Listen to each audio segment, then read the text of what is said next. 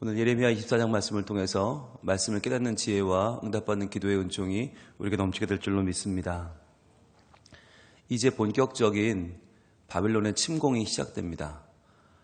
이제 하나님의 예언은 하나하나 이루어지기 시작합니다. 설마 하나님이 우리한테 이렇게 하시겠어? 설마 우리가 하나님 믿는 백성인데 우리에게 그런 어려움이 닥치겠어? 라고 생각했던 아니란 생각은 현실의 어려움 가운데 이제 하나하나 무너지기 시작합니다. 여러분, 하나님은 우리를 사랑하시죠? 그렇죠? 사랑하시는데 사랑하는 자녀에게 하나님이 좋은 것만, 입에 단 것만, 우리가 먹기 좋은 떡만 주시는가? 아니라고 하는 거죠. 사랑하기 때문에 어려움을 통과하게 하십니다. 사랑하기 때문에 기다려주시고 사랑하기 때문에 지켜봐 주시는 거죠. 왜냐하면 하나님의 목적은 우리가 편안해지는 것이 아닙니다. 편안하게 사는 게 목적이 아니라 하나님 안에서 진정한 평안을 누리는 것입니다. 그런데 우리가 평안을 누리려면 때로는 편안한 삶을 포기해야 되거든요. 왜냐하면 마음속에 그 중심이 하나님께로 향해 있으려면 편안한 것은 목적이 아니에요. 하나님과의 온전한 관계의 회복을 통한 평안을 추구해야 되는데 우리의 본성은 평안한 것을 원치 않아요. 편안한 것을 원해요. 내 몸이 편하고 내 입에 좋고 내가 내 취향대로 내 욕망대로 살 수 있는 것을 우리는 좋다라고 말하거든요. 하나님은 오늘 이 이스라엘 백성들을 하나님의 방법으로 인도하십니다. 오늘 이 모습을 통해서 우리도 하나님이 나를 어떻게 인도하시나 그런 모습을 좀 바르게 알 수 있기를 원합니다. 1절입니다. 바벨론의 느부갓네살 왕이 유다 왕 여호야김의 아들 여고냐와 유다 고관들과 목공들과 철공들을 예루살렘에서 바벨론으로 옮긴 후에 이렇게 시작을 합니다. 드디어 바벨론 느부갓네살 왕이 쳐들어오는데요. 유다 왕 여호야김의 아들 여고냐는 우리가 알고 있는 여호야긴입니다. 여호야긴 같은 사람인데요. 유다 고관들과 목공들과 철공들을 예루살렘에서 바벨론으로 옮겼다. 이 말은 뭐냐면 유다의 고관들, 목공들, 철공들, 가장 기술자들, 똑똑한 사람들, 엘리트들, 지도자 그룹을 다 옮겨간 거예요. 그러니까 그 나라에 쓸만한 사람들을 다 데려가요. 그게 바벨론의 정책이었어요. 열왕기하 24장에 이 내용이 자세히 나와 있는데 거기 뭐라고 되어 있냐면 모든 백성, 모든 지도자, 모든 용사 10,000명을 데려갔다. 10,000명. 한번 찾아볼까요? 열왕기하 24장으로 한번 가볼까요? 열왕기하 24장 한번 확인하고 가겠습니다. 어떤 일이 있었나? 열왕기하 24장 14절.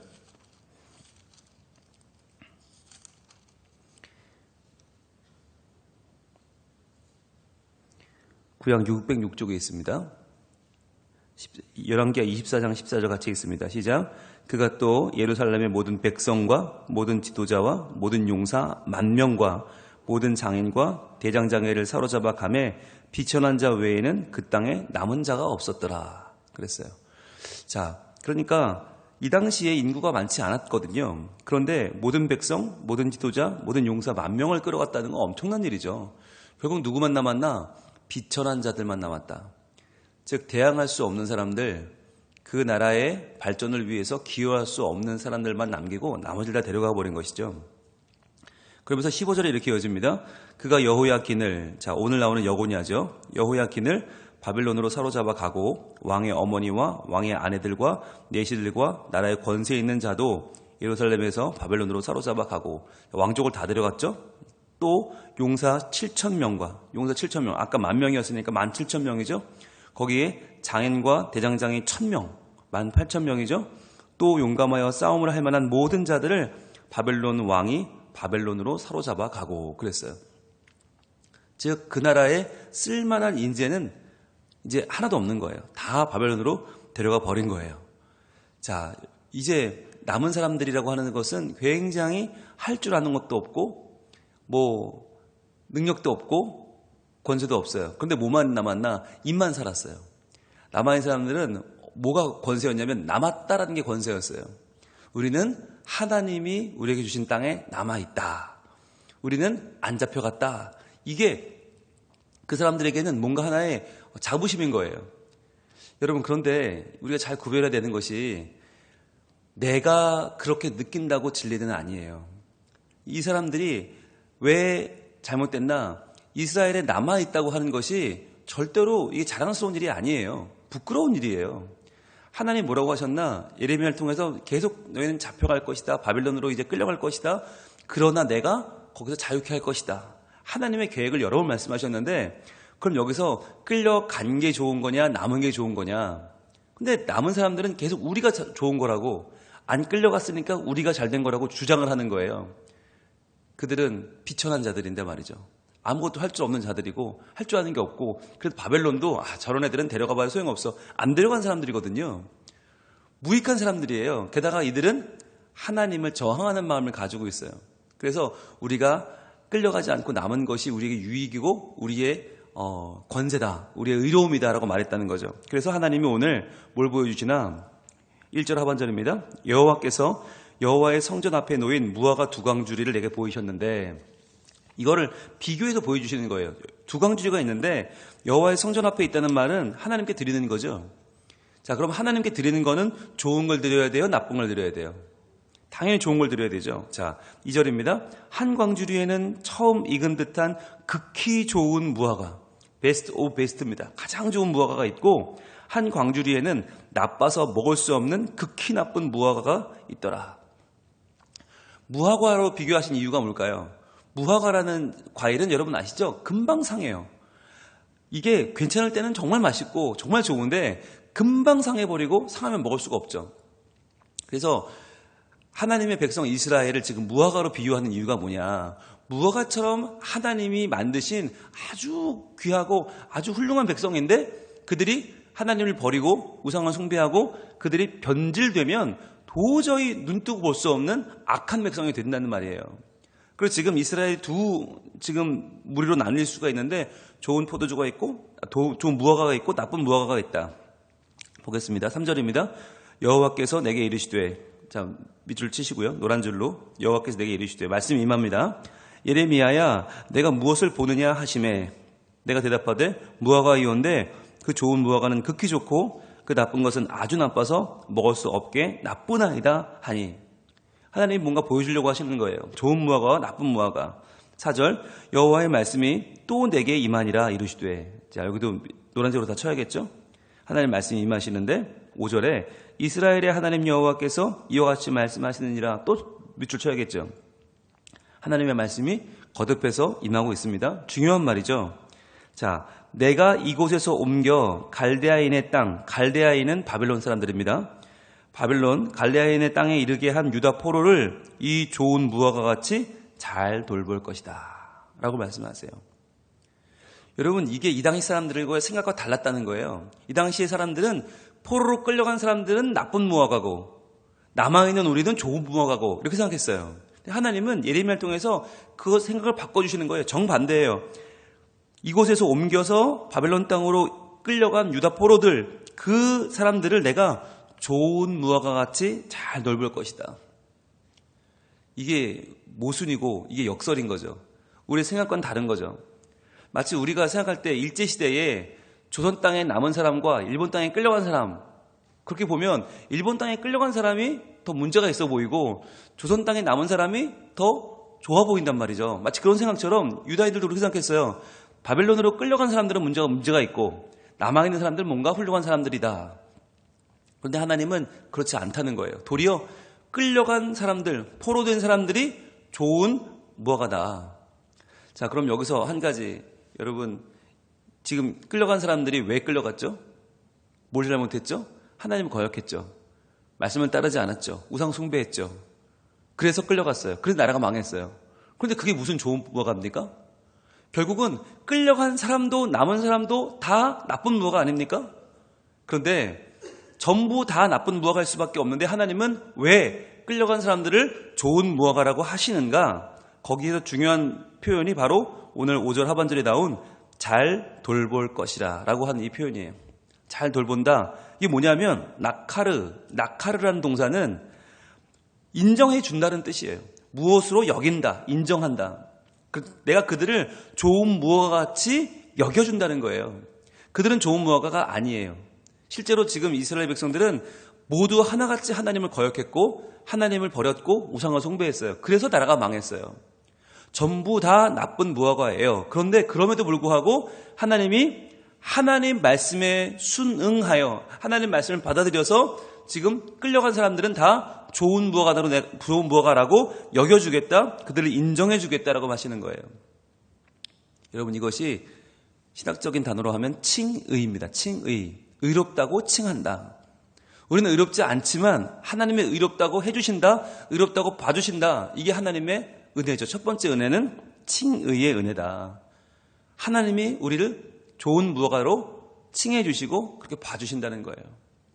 여러분, 이게 굉장히 중요한데 기독교 개념에서 칭의가 왜 중요한가? 칭의가 아니면 우리는 의로워질 길이 없어요. 많은 분들이 오해하시는 게 나는 교회도 오래 다녔고 예배도 많이 드렸고 내가 교회에서 먹은 밥이 몇 그릇인데 이러시면서 나는 찬양대 오래 했고 교사도 오래 했고 뭐 성경 교사도 오래 했으니까 이 정도면 하나님 내게 복 주시겠지.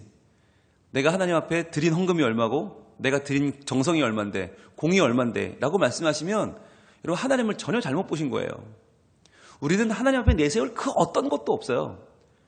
왜냐하면 내가 한 것보다 내 죄가 더 크기 때문에 내 죄와 내 허물이 그 모든 걸 다 덮고도 남아요. 그래서 우리는 하나도 자랑할 게 없어요.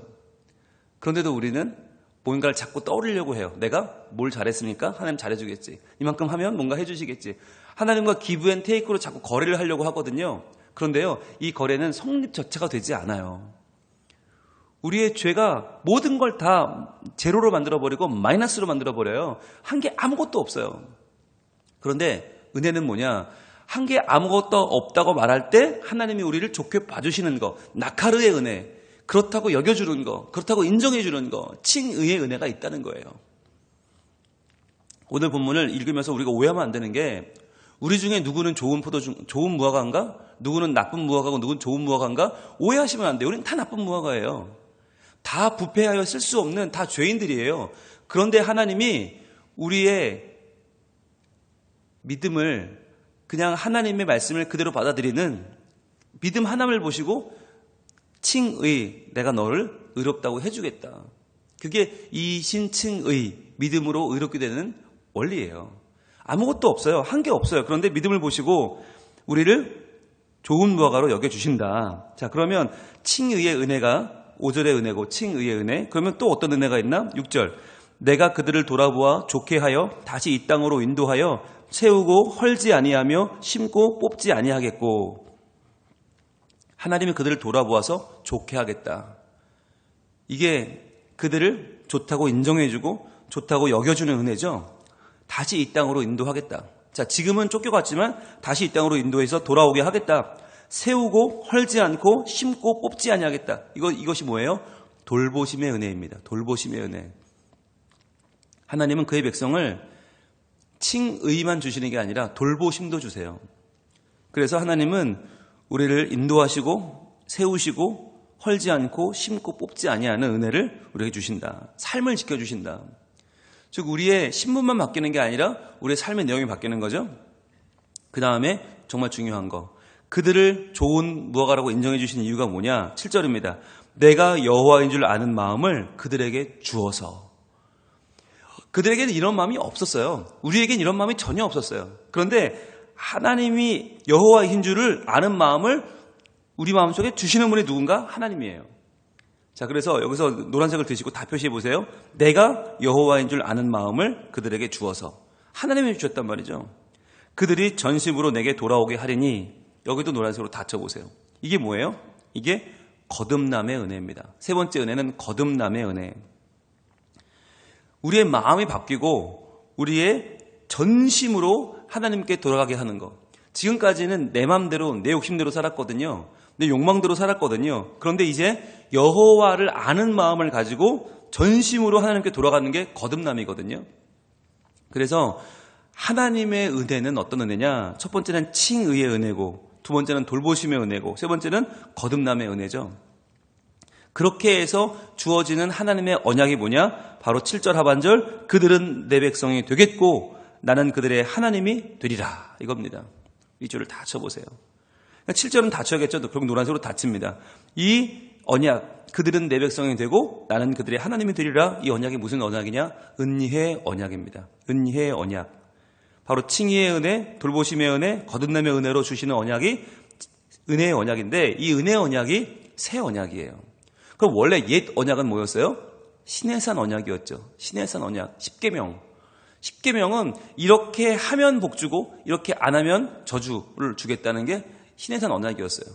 근데 이제는 뭐예요? 우리가 한 것은 없지만 하나님이 우리를 의롭다고 봐주시고 돌봐주시고 거듭나게 하시는 새로운 은혜. 내가 너희 하나님 되고 너희 내 백성 되자. 이것이 바로 새롭게 주어지는 은혜의 언약인 것이죠. 여러분, 이것이 오늘 우리가 이 새벽에 나와서 하나님의 말씀을 들을 수 있는 이유입니다. 우리가 오늘도 하나님 앞에 우리의 마음의 소원을 둘 수 있는 이유가 뭐냐? 바로 이거예요. 이 새로운 은혜의 언약이에요. 우리는 신의 언약으로 따지면 내세울 게 하나도 없어요. 우리의 생각과 말과 행동에 얼마나 문제가 많습니까? 얼마나 죄가 많습니까? 우리는요, 우리의 죄를 바라보면 아무것도 못해요. 마비돼 버려요. 그런데 그것을 뛰어넘는, 무엇을 했느냐가 아니라, 무엇을 이뤘느냐가 아니라 하나님을 아는 마음을 하나님이 주시는 거예요. 우리가 한 게 없어요. 하나님이 우리를 의롭다 하시고 돌봐주시고 거듭나게 하셔서 하나님이 우리 하나님 되고 우리는 하나님 백성 되게 만들어주신 것. 이것이 좋은 무화과가 누리는 은혜예요. 자, 그런데 반면에 그러면 나쁜 무화과는 어떤 무화과인가? 8절입니다. 여호와께서 이와 같이 말씀하시느니라. 또 노란색으로 쳐야겠죠? 하나님이 똑같이 권위를 가지고 말씀하십니다. 내가 유다의 왕 시드기야와 그 고관들과 예루살렘의 남은 자로서 이 땅에 남아있는 자와 애굽 땅에 사는 자들을 나빠서 먹을 수 없는 이 나쁜 무화과같이 버리되 그랬어요. 하나님 버리신다. 자, 유다의 왕 시드기야는 이제 여고냥 여호야긴이 잡혀간 다음에 다시 왕으로 세워진 허수아비 왕이에요. 마지막 왕이죠. 그 고관들, 예루살렘의 남은 자, 이 땅에 남아있는 자, 누구라고 그랬어요? 비천한 자들이라고 그랬죠. 능력이 없어요. 비천해요. 입만 살아가지고 우리는 하나님의 남은 자라고 외치는 그 교만한 자들, 하나님의 말씀을 따르지 않는 자들, 순종하지 않는 자들, 그리고 애굽 땅에 사는 자들, 도망친 거죠. 잡혀갈까 봐 애굽 땅으로 도망쳐서 애굽에 망명 가서 거기 살고 있는 자들, 이런 자들은 나빠서 먹을 수 없는 이 나쁜 무화과같이 버리겠다. 이게 뭐냐면 하나님 말씀을 대항하는 자들이에요. 아무리 하나님 저렇게 말씀하셔도 우리는 따르지 않겠다. 아무리 선지자가 말해도 우리 듣지 않겠다. 그래서 그 땅에 남아있기를 고집하거나 애굽으로 도망친 사람들, 하나님이 그럼 그들을 나쁜 무화과처럼 버리겠다. 원래 나쁜 무화과였어요. 원래 그들은 우리 모든 다 나쁜 무화과라고 했죠. 하나님은 그대로 버려두시는 거예요. 그러니까 하나님이 손대지 않으면, 은혜를 주지 않으면 우리는 다 나쁜 무화과가 될 수밖에 없다. 그게 우리 현실이라는 거죠. 그래서 어떻게 하시느냐? 9절. 세상 모든 나라 가운데 흩어서 그들에게 환난을 당하게 할 것이며 또 그들에게 내가 쫓아보낼 모든 곳에서 부끄러움 당하게 할 것이며 말거리가 되게 하며 조롱과 저주를 받게 할 것이며 모든 어려움, 환난들, 부끄러움, 조롱, 저주 이런 걸 받게 될 것이다. 그게 우리의 본 모습이라는 거죠. 우리가 당해야 할 우리의 처지는 바로 이렇다는 거예요. 마지막 10절. 내가 칼과 기근과 전염병을 그들 가운데 보내. 이게 하나님의 심판이죠. 결국 심판받게 된다는 거죠. 칼, 기근, 전염병. 하나님의 심판 3종 세트죠. 그들이 내가 그들과 그들의 조상들에게 준 땅에서 멸절하기까지 이르게 하리라 하시니라. 결국 망한다는 거예요. 이게 우리의 원래의 운명이죠. 망하는 거. 그러나 망하게 안 하려고, 망하는 우리 운명을 하나님이 구원하시려고 하시는 세 가지 은혜가 5절, 6절, 7절에 나온 칭의의 은혜, 돌보심의 은혜, 거듭남의 은혜였습니다. 그렇게 해서 주어지는 하나님의 새 언약, 은혜의 언약이 있다. 그래서 여러분 이 말씀을 오늘 마음에 잘 품기를 원해요. 우리는 다 나쁜 무화과예요. 좋은 무화과는 없어요. 우리 중에 행위가 바르고 말이 바르고 생각이 바른 사람은 아무도 없어요. 아무도 없다. 그러나 그렇게 나쁜 무화과인 우리를 하나님이 좋다라고 봐주신다는 거예요. 좋다라고 봐주시고 우리를 돌봐주시고 우리의 마음 가운데 하나님을 아는 마음을 주셔서 우리 마음을 돌이키게 하신다. 그래서 하나님 백성을 삼으신다. 그렇게 천국 백성을 삼으시는 거예요. 오늘도 내가 뭔가를 할 줄 알아서가 아니라 내가 뭔가를 이루어서가 아니라 뭔가 내게 유익이 있어서가 아니라 아무것도 없지만 그러한 나를 사랑하셔서 오늘도 나를 하나님 백성 삼아주시는 그 하나님, 오늘도 나를 돌봐주시는 하나님, 오늘도 나를 하나님 백성이라고 나를 세워주시고 도와주시는 그 하나님을 의지할 수 있기를 원합니다. 그래서 하나님, 제가 좋은 무화과로 하나님을 잘 섬기며 주님을 내 마음에 모시고 주님 편에 서는 자로 주님 나를 은혜 내려 주시옵소서. 그 은혜대로 살게 하여 주시옵소서. 기도할 때 하나님은 오늘도 우리의 삶을 하나님이 기뻐하시는 삶으로, 좋은 무화과의 삶으로 인도하실 줄로 믿습니다. 기도하겠습니다. 하나님, 우리 모두는 다 나쁜 무화과 아닙니까? 도저히 먹을 수 없는, 하나님 보시기에 온전한 죄인들 아닙니까? 그러한 우리를 하나님은 사랑하셔서 그래도 말씀을 따르려고 노력하고 하나님을 믿고 살려고 노력하는 우리의 연약한 의지를 보시고 하나님의 그 믿음을 보셔서 우리를 의롭다 하시는 칭의의 은혜, 돌보심의 은혜, 우리를 하나님의 것 삼아주시는 거듭남의 은혜로 오늘도 새 은혜의 언약을 붙잡게 하시니 감사합니다. 하나님, 오늘도 하나님이 우리 하나님 되셔서 우리의 삶을 보호하여 주시옵소서, 지탱하여 주시옵소서, 세상으로 달려가려고 하는 우리의 생각과 말과 행동을 붙잡아 주시고 오늘도 하나님의 은혜 가운데 있게 하여 주시옵소서. 이 아침에 말씀 받게 하시고 그 말씀대로 살아가게 하시는 하나님을 찬양합니다. 오늘도 저희들 하나님의 좋은 무화과로 정말 발버둥치며 살아갈 때 하나님, 우리의 이 믿음을 보시고 하나님께서 우리의 삶을 하나님이 원하시는 방향으로 인도해 주셔서 오늘도 하나님을 기쁘시게 하고 이웃에게 행복을 나누며 살 수 있는 복된 저희의 삶이 되게 하여 주시옵소서. 오늘도 온전히 우리와 함께 하시고 우리를 지키시며 은혜 주시는 하나님을 찬양합니다. 예수님 이름으로 기도합니다. 아멘.